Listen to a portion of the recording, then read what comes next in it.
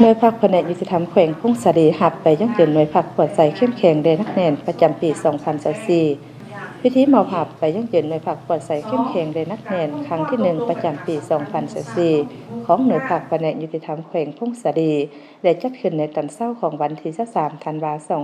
2025 นี้อยู่ที่ห้องประชุมของแผนกดังกล่าวโดยการเป็นประธานของสหายพรไซอ่อนสากรรมการประจำพรรคแขวงของประธานคณะกรรมการปกครองแขวงเข้าร่วมมิตรสหายพรสุจิตดีระวงศ์กรรมการพรรคแขวงเลขาหน่วยพักหัวหน้าแผนกยุติธรรมแขวงพุ่งสะลีมีผู้ต่างหน้าจากคณะจัดตั้งแขวงกวดกาแขวงคณะโฆษณาอบรมแขวงเลขาหน่วยพักอมข้างตลอดฮอดสมาชิกพรรคภายในหน่วยพักเข้าร่วมในพิธีสหายนางอำไพพลตมมณีห้องเลขาหน่วยพักของหัวหน้าแผนกยุติธรรมแขวงได้ขึ้นผ่านบทสรุปการก่อสร้างหน่วยพักปลอดภัยเข้มแข็งและนักแน่นประจำปี 2024ซึ่งหน่วยพักยุติธรรมแขวงมีสมาชิกพรรคทั้งหมด25สหายหญิง8สหายที่นำพาจัดตั้งปฏิบัติเปียกงานปีศาจเฉพาะใน5แขนงของแผนกในระยะปีผ่านมาคณะหน่วยพักได้ถือเอาเวียกงานศึกษาอบรมการเมืองนำพาแนวคิดเป็นเวียกงานที่สำคัญเอาใจใส่นำเอาแนวทางมติของพรรคนโยบายคำสั่งระเบียบกฎหมายของรัฐมาเผยแพร่ให้แก่สมาชิกพรรคพนักงานอยู่ในความรับผิดชอบของตนโดยยึดมั่นหาหลักการ3ทิศนำของพรรคเอาใจใส่หันเอาแนวทางของพรรคหันเป็นแผนอันละเอียดของหน่วยพรรค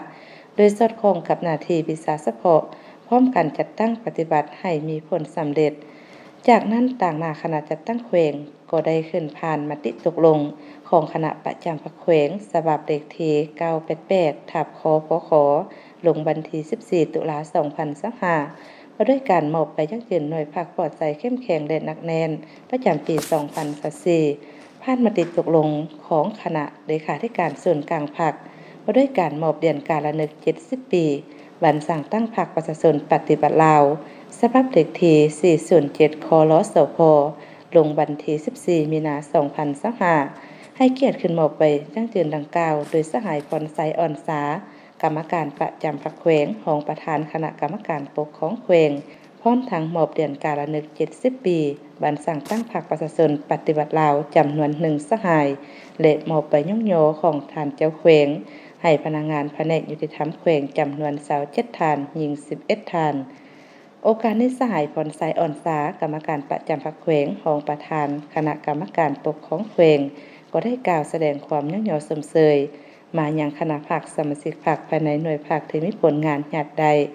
ในระยะที่ผ่านมาพร้อมทั้งเน้นให้เอาใจใส่ที่นำพาเวียกงานการเมืองแนวคิดเวียกงานปีศาจเฉพาะด้วยหลายรูปแบบการแน่นและเสื่อมซึม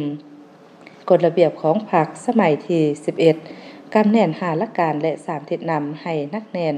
ได้ฮู้ผันขยายเข้าในการนำพาของหน่วยพรรคทางคุ้มครองราคาคุณภาพของสมาชิกพรรคและหน่วยพรรคการพ้นข้อตกลงปัญหาเป็นหมู่คณะเบาและปฏิบัติตามมติกฎระเบียบของพรรคและกฎหมายเฮ็ดเวียกมีแผนการมีโครงการมีการสุบยู่ติดตามกวดกาและสรุปประเมินผลรักษาความสามัคคีเป็นปึกแผ่นสืบต่อรักษามวลเสื้อหน่วยพรรคปลอดภัยเข้มแข็งและนักแน่นให้มั่นคงตลอดไป